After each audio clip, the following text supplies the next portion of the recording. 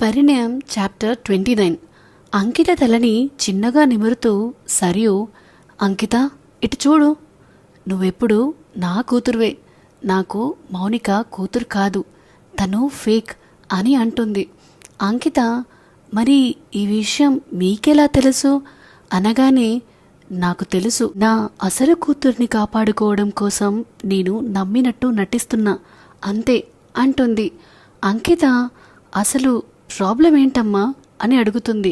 Sarayu, time వచ్చినప్పుడు అన్నీ చెప్తా అంకిత, నన్ను దూరం చేయకురా, తట్టుకోలేను అని అంటుంది.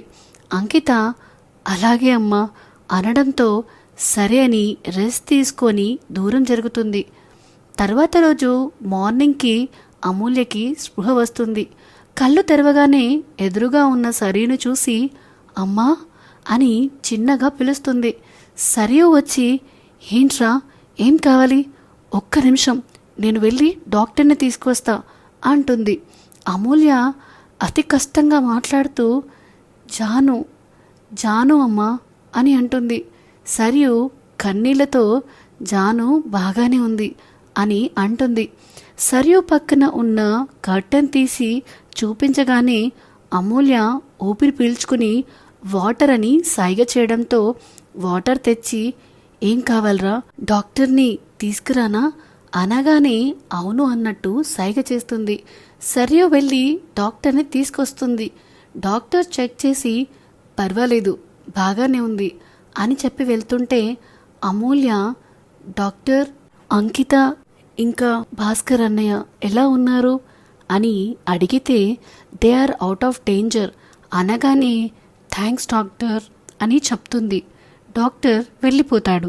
అమూల్య సరియు వైపు చూసి, అమ్మా నువ్వు నన్ను అడిగావు కదా, హెల్ప్ అడగొచ్చు కదా అని ఇప్పుడు అడుగుతున్నా. ఈ సిచ్యువేషన్లో నేను కంపెనీ చూసుకోలేను, నన్ను నమ్మి వచ్చిన వాళ్ళని మోసం చేయలేను, దయచేసి హెల్ప్ చేయమ్మా అని అడుగుతుంది. సరియు మాట్లాడుతూ, అదేంట్రా అలా అంటావు, నువ్వు నన్ను బ్రతిమాలలా, ఆర్డర్ వేయి చాలు అంటుంది. Amulya the great business woman iron lady అని పేరున్న సరియు గారిని ఆర్డర్ వేసేంత సాహసమా నాకు అని చిన్నగా అంటుంది. సరియు కోపంగా, నేను నీకు అమ్మని కాదా అని అడుగుతుంది. అమూల్య, అమ్మవే, నువ్వు నాకు అమ్మవే కానీ మా అమ్మ ఇలా ఏడవదు అని తడి కళ్ళను చూసి అంటుంది. సరియు చిరుకోపంగా, రాస్కిల్, అన్నీ కనిపెట్టేస్తావు నువ్వు అంటుంది. అంకిత అప్పటికే లేవడంతో అమ్మా అక్కని ఏమనద్దు అంటుంది. సరియు, సర్లే మీ అక్కని ఏమైనా అంటే నువ్వు ఊరుకోవుగా అని అంటుంది. ఇంతలో మిగతా వాళ్ళు కూడా లేస్తారు.